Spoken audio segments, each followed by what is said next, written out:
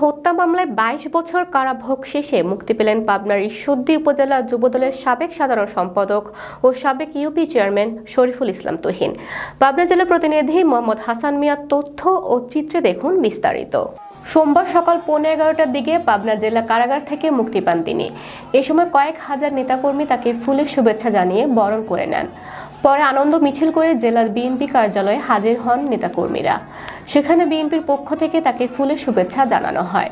সেখানে বক্তব্য দেন জেলা বিএনপির আহ্বায়ক হাবিবুর রহমান হাবিব ও কারামুক্ত শরীফুল ইসলাম তুহিন।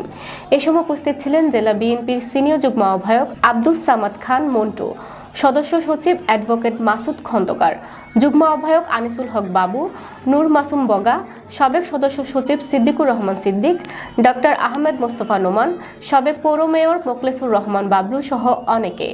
পরে তুহিনকে ফুলের মালা পরিয়ে হাজারো নেতাকর্মী মোটরসাইকেল সহ গাড়ির বহর নিয়ে তাকে নিজ এলাকা ঈশ্বরদীতে পৌঁছান। সেখানে কেন্দ্রীয় বাস টার্মিনালে উপজেলা ও পৌর বিএনপির আয়োজনে তাকে সংবর্ধনা জানানো হয়। মুক্তি পাওয়ার পর এক প্রতিক্রিয়ায় শরীফুল ইসলাম তুহিন সহ জেলা বিএনপি নেতারা উচ্ছ্বাস প্রকাশ করেন।